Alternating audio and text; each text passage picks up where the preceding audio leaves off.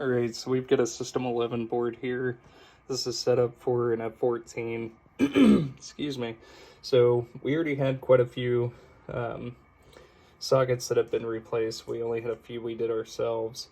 But we replaced the 4 capacitors here in the sound section. So the 210 UF, the 100 UF, and also the 470.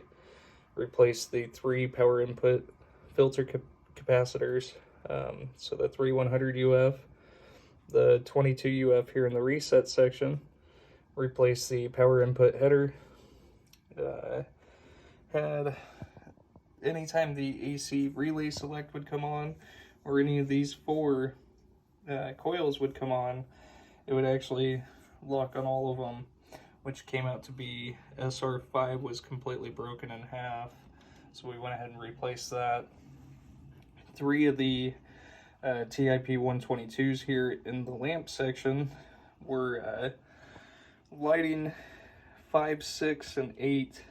Those rows were a lot brighter than all the others, which boiled down to being a bad TIP 122. So those are all 3 replaced there with 102s. Here in the special solenoid section, this was completely gone, which had blown up at one point. Took out the pre-driver as well, so I went ahead and replaced both of those. Then also had 2 other locked-on solenoids, so those also have been replaced as well.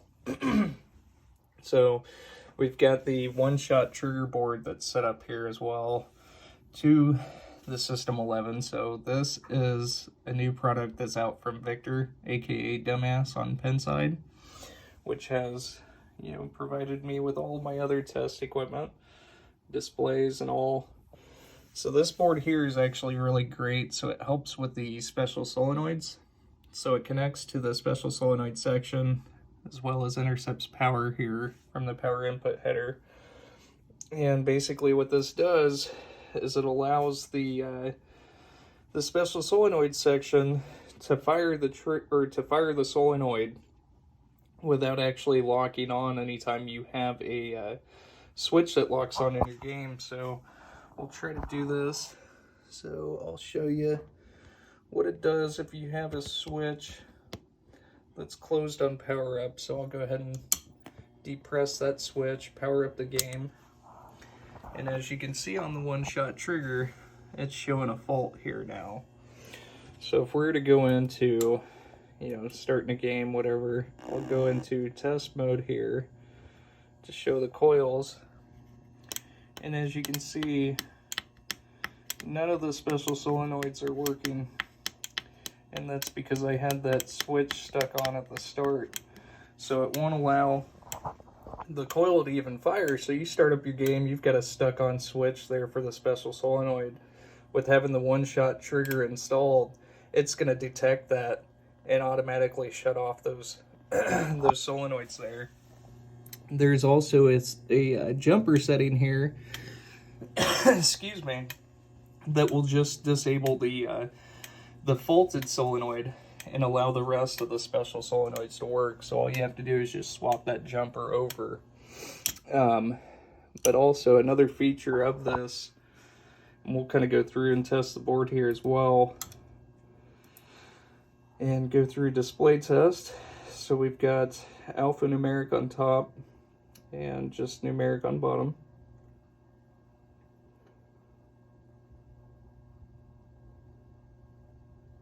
And as you can see, the displays are fully working.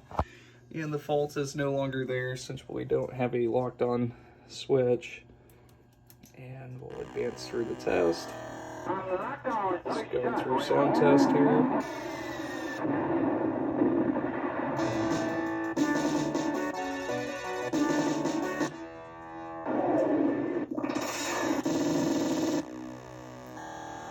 Alright, and into the lamps. And single lamps.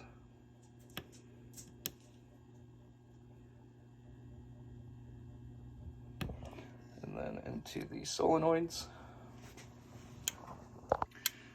So, as well with these special solenoids, like I said, anytime you were to hold down that switch, it's not going to lock on that coil. All it allows is just for a brief pulsing of the coil itself.